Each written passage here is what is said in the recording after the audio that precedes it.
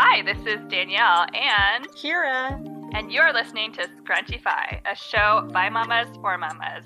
Here we cover all the creative ways to make money, save money, and invest to reach financial freedom and live the life you want. You know, I want to say, why are we talking about financial independence? Why do we feel like it's so important? I feel like what I had told you when I met you, I try to talk to all my friends about financial freedom because one day I want to have enough passive income to buy my freedom so that I can have that time to go and, hang out, play with my kids and go traveling and whatever I want. I want my friends to be there too. And I've, you know, like for people who are like stay-at-home moms, like you have moms that are working and you want to do a play date and you can't because they're working, right? Well, that's what it's like when you're financial freedom and you're financial free and you have enough passive income and you're like, hey friend, come kayaking with me, or let's go have a play date or whatever. And they're like, I'm sorry, I'm working. And I want everybody to pursue financial freedom so we can all enjoy this life, enjoy our world, and enjoy our parks and just have this, freedom of time. Yeah, I think what I think, and I think about this with my friends too, is like expanding our awareness is like the key. So like I see a lot of people making like blind choices and decisions, or it feels like they're not seeing like the end result of like the new car, the new house, etc. And I'm always thinking like 20 years, 30 years ahead, like what am I doing? What is it gonna be like for my kids? Like how much retirement should I have saved up so that I am not, needing their support, financial support, etc. And even like I'm a homeschooler, right? And I see that too, like this rush to like everyone's going to school and all of a sudden like most of the people we know are busy, right? And they're rushing around, they're saying how stressed and overwhelmed they are with this lifestyle. We go to school, now we got to go to soccer, now we got to go gymnastics and blah blah blah. And I'm like, I mean, this is really just us questioning like all these assumptions about life and going like, Mm-hmm. but do you have to? Like, do you have to go to school? Do Yeah, you have to go to gymnastics after school? Like, who said that? Like, who said that that's a good childhood? that's right. Questioning all of that. Yeah. Do Yeah. you have to, like, for example, even I think about that with our own life. Like, we both work full time, me and my partner, but like, we don't really have to. And so I think about that, like, because so far, like, because we've been on this path for so long, like, we have the option where, like, one of us could literally just stop working and, like, it wouldn't really make that big of a difference. Like, it wouldn't change our expenses are covered no matter who's working. And I think about that. And it's like, there's so much freedom in that to know that, like, you can choose, that you don't have to just do these things without thinking about it. And so I think about that with my friends of like, I want them to just have that like freedom where like they can choose if they want to do things or not with that knowledge. And so Mm-hmm. I see myself like I always, I don't want to like, overwhelm them and stuff. If I'm invited to give information, I will. I should but do but that. that's like ultimately like what I think is like people should be free to do what they want. And if you're trapped Mm-hmm. into these only like black and white ways of thinking like life has to be this certain way, then you really don't have the freedom of choice anymore Yeah. because you just think it has to be a certain way. And so you're stressed and you're overwhelmed and you're like, but this is the way life is. I'm supposed to cart my kids around to gymnastics and work extra hard to climb the corporate ladder. Like, what else am I supposed to be doing? Like, that's what life is. And it's like, well, not really, not necessarily. Yeah. And that might sound like really big, profound, but guess what? Before 2020, people were like, you have to be in the office to work. Like, what Mm-hmm. is remote? Like now it's like, hey, guess what? You can work remote, you can work hybrid. And then before the big bang of the internet, social media, blogging, making alternative income, and like before stocks and passive investment was made available to the masses, like that was like only for a certain level of people, like then it was like, oh wait, we can get that too, like before Robinhood allowed you to buy pieces of stock. Like there is this huge cultural shift and we should keep shifting our mindset into like rethinking and pursuing better. Like this is better for you, this is better for your family, this is better for your extended family in so many multiple ways, and we'll talk about that in another episode. Like this is it. Like this provides so much space and less stress for so many things in your life. Yeah, I see it as just a questioning of the status quo. What you do is up to you, right? You could decide to work for the next 50 years and that's fine, but like it's just that you're questioning it and that you understand that you don't necessarily have to. I want to talk about our expenses. Um, you're in the Bay Area. I'm in Southwest Florida.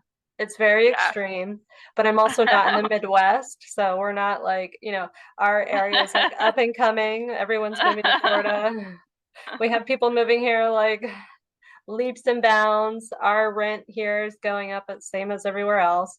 So, I want to talk about our expenses. I feel like that might give some people some clarity and what the average American expenses are and kind of what we tackled first to try to grow that gap between expenses and income, because that gap is what you're able to shift into saving for your different buckets. It says the average American expenses per month is $5,500, $5,500.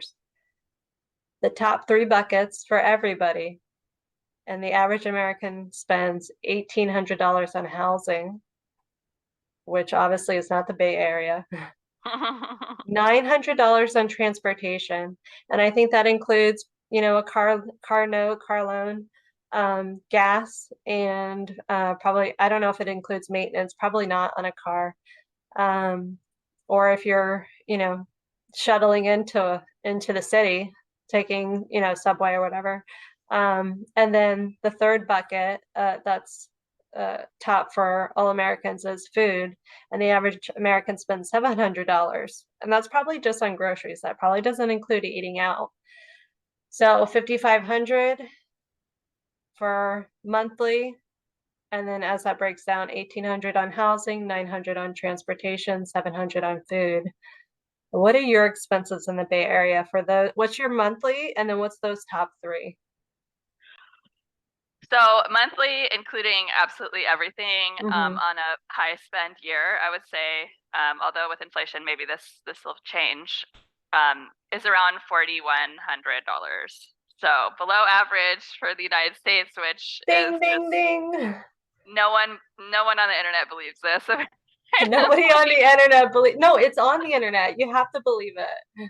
Right. I mean, You're I right. did this post, yeah, and people were just like ripping it apart. Like, no way you live in California, like much less the Bay Area, or if you live in the Bay Area, I don't know. They were like saying these random places that are like really inland and not where I live at all. So yeah, so it's pretty low, right? And that is actually a jump up from like years prior where it was a lot less. It was around $3,600 or something like that.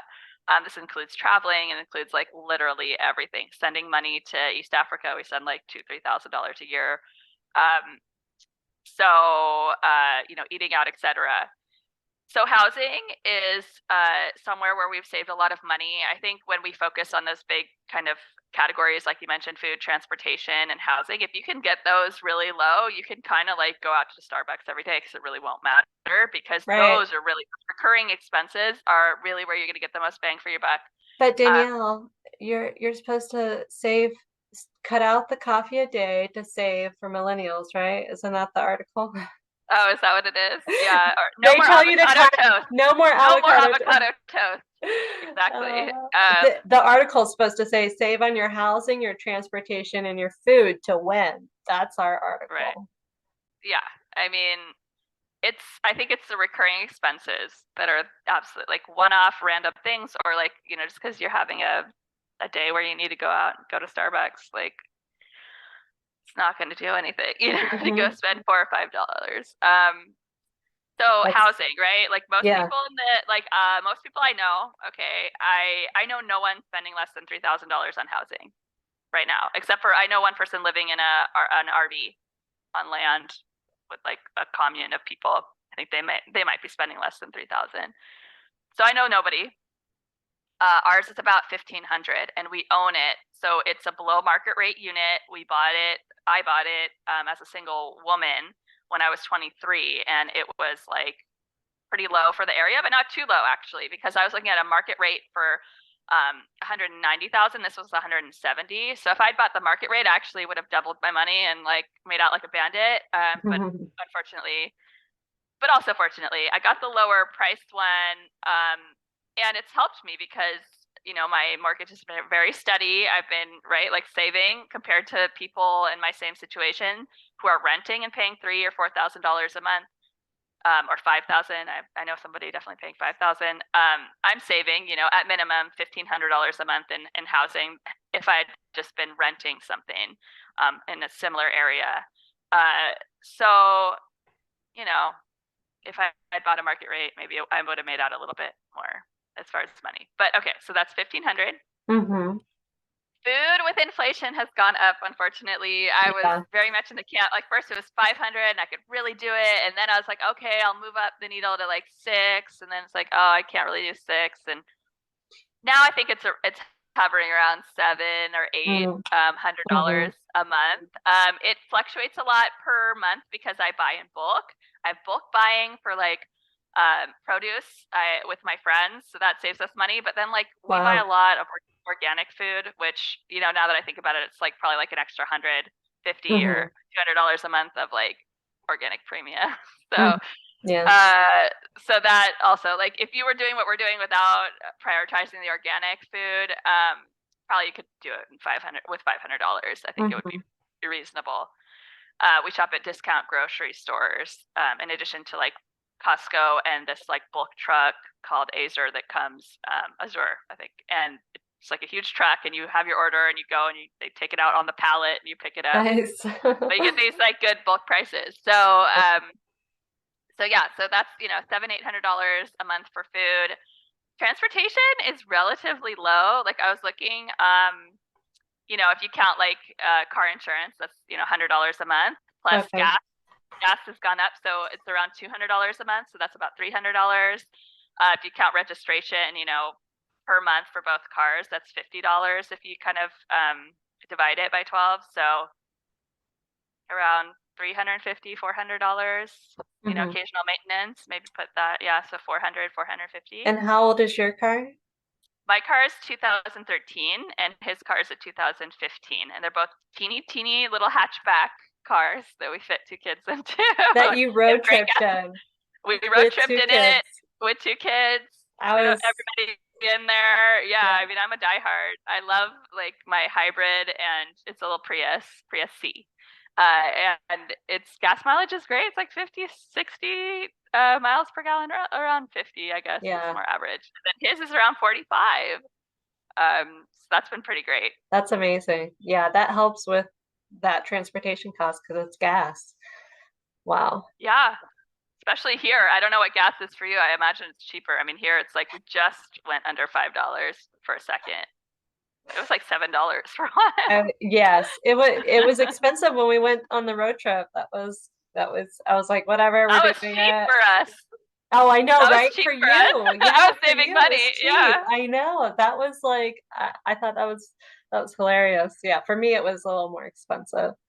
Um, my average expenses and this is like average, it fluctuates a little bit, but on average it's around like 3,600, and that includes everything. Let's say it probably goes up to like when we are traveling, maybe that number will bump up because we just kind of like divide the whole year by 12 months. So when we're like doing a big trip, maybe it'll go up to like 4,500. So still below the average American, which is 5,500. So we really save on our housing. Right now I'm paying $577 a month for my mortgage, insurance, taxes. I don't have any HOA here. And that's because we house hack. So we bought a multifamily side by side duplex 4 years ago. We live in one side, we rent out the other side. I split that mortgage between us and the rental because when you do your taxes, you can only claim 50% as a tax deduction because you're only renting out 50%. So I split that mortgage between my other half. So I'm paying $577. And if I think back, when I was like this is, I don't know, 8 years ago. I think I was renting an apartment for like 650. So it's even cheaper than like 8 years ago, and I'm owning a home. We switched to buying 5 years ago when our rent was $1,100 a month. And the full mortgage price that I pay is 1,100. And I was like, why are we renting for the same amount as the mortgage? That was like 5 years ago was like a break even for my area at least. And we didn't buy because of fear. Fear kept us from saving money. Eventually we pulled the trigger and we said, we need to get over fear and we need to, prioritize saving money, not prioritize fear. So we're spending 577 on housing, on gas, not gas, but transportation. So we have one car that's 12 years old. One car that's 12 years old, and that like shuttles through the city. And then the other car is 2 years old now because we bought it at 1 years old. So it's a year old for us, but it's 2 years old. We bought that relatively inexpensive, have since like paid off the note. So my transportation is 400 a month. That doesn't include the car note. It just includes gas, the car insurance, and like the registration, like you were saying. Some maintenance. The 12-year-old car doesn't really like it is, it's a beast. I mean, I've put new tires on. Other than that, it's like I'm gonna get you there no matter what. Um, I pay for really expensive car insurance because I have an umbrella insurance, so therefore my car insurance has to be like full coverage. So that $400 in my area includes really expensive car insurance. And I just want to like make a little shout out to my bulk store, which we use Costco. I don't know if you've looked at this, but they sell car insurance. They work with a car Oh, insurance, and they have been the cheapest car insurance quote. I keep quoting like every year, a couple years, a couple times a year. And they keep coming back the cheapest. So look into that. Our food, our food is expensive, the same in our area, but it's expensive for everybody. Mine hovers around like 600 to 700. And I think we could save a lot more if I didn't go shopping. So I'm like, hey, let me just buy this like kombucha and this like 3 boxes of chocolate and like all like at least $100 of like waste, like not even like non-food on like non-food items, which is, I mean, like chocolate's not food. It's not going to get you through the day. But so we could save a little bit. We do shop at discount shops, and we also shop at like Aldi's and those things, and then the bulk. So all that helps. Um, and we are like vegan. We shop predominantly like plant-based, which like some of those things really, that stuff is the cheap stuff. It's the me part that's expensive. I think we both kind of like our biggest wins for like controlling our average expenses has been those three buckets: housing, finding alternative ways to control our housing expense. I did house hacking. You found the below market. There's a lot of options out there. Having like older cars, like just keeping your car longer. You don't need to buy a new car every 2 years. And then shopping discount, like groceries. It's hard, like with inflation and everything, but we are mindful of what we buy. We're mindful of where we buy. We always think about it. How can we do this better? I think we kind of win there. It's kind of on par with the average American, but I know I've heard people say like my food bill is $1,000, and it's like that. If you could bring that down $100, that's $100 a month. That's $1,200 a year. That yeah, compound it. invested, compounded, Yeah. that everything helps. Everything helps. Yeah, I just want to add that cooking your own food and cooking from scratch, if you enjoy it or if you can learn to enjoy it or find enjoyment with it, is going to save you so much money Hmm. because buying the raw ingredients, like all the bulk, like if I just focused on bulk and just literally made everything from scratch, time permitting, right? Like there's some things that I don't have time for, but I was making my own bread for a while. You can just make so many things, and I really enjoyed it. And so if you really enjoy it or you like doing it, and if you can carve out time or do it with your kids, get them involved, you can save a lot of money, and you Mm-hmm. can kind of avoid some of the additives. Like, I'm plant-based, my family is not. And there is that allure of like the field roast and all those things. But then when you look at like the sodium, et cetera, you go like, like, could I just like feed them, or just like, I don't know, air fry broccoli instead and just like eat that, like, cause I mean, I understand. And maybe the closer you are to like leaving meat, the more you kind of reminisce and like want a little bit of it, like a fake version or whatever. Yeah. But yeah, there's just a lot to save as far as like just going back to the basics. Like, and I just base everything on like rice and beans because that's like a complete meal basically. Just throw some vegetables next to it and you're done. So like you don't have to have taco night, pizza night, blah blah blah blah. Like I don't know where people decided that that's like the good way for like a family or like that's a requirement. Like I don't know, most people in other places they eat similar things every day. It's curry and rice, and naan, Yes.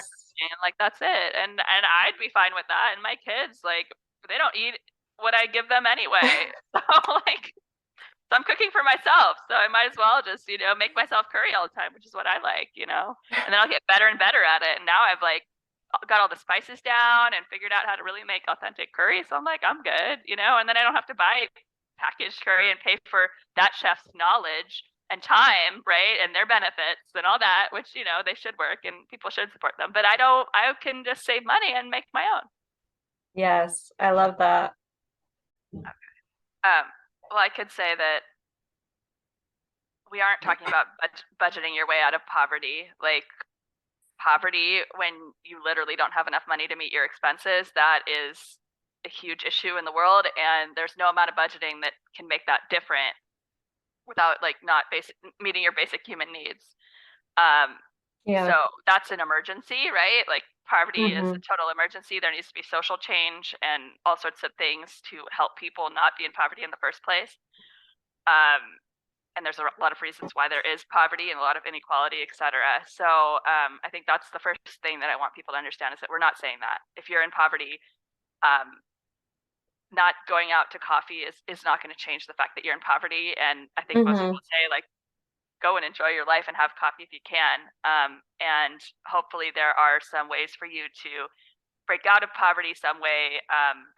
And there may be strategies for that. And I know as a social worker, right, all the different programs and stuff. So there are ways to support people in poverty. Um, and budgeting is great and important, and knowing your expenses is great no matter what. Even if you are in poverty, it's good to get that practice. So if you do end up making more income or in a different life situation where you can work, etc., then having those skills kind of built in, or that muscle kind of exercised and built up, that would be great to Yeah. kind of just go forth. So definitely to pursue kind of financial independence where you're actually seeing progress and money building up, you definitely have to have a little bit of what is that called, disposable income, right? Like you have to have at least something where you can cut somewhere without impacting your basic life needs. Right? Like this is the bare bones here. Like you can't just become houseless and live in your car. I mean, you could. There are people, right? Van life, etc. Yes. but but um but you want to meet your basic human needs, and people are able to do that with van life, which is great. But you don't want to cut back so much where it impacts that. So you have to have a certain level of income where that is possible. And that's going to be different for everybody everywhere, right? Like in Florida, that's going to be way different than what it means Mm-hmm. here, right? Where you need to be making probably $40,000-$50,000 to just rent a room. Mm-hmm. So someone making $30,000, like now they have to go on government assistance, et cetera, just to live here. Mm-hmm. So are they going to have extra income to invest? Like probably not very likely. Maybe a little Mm-hmm. bit with the 401k at their job if they do have a job, right? So there is like $50 Mm-hmm. a month, right? So there is like little ways where it could happen. If you have enjoyed the show, please share with another Scrunchy Mama and hit that subscribe button so you never miss an episode. For show notes, resources, and links to our other video shorts, check out our website, scrunchify.com.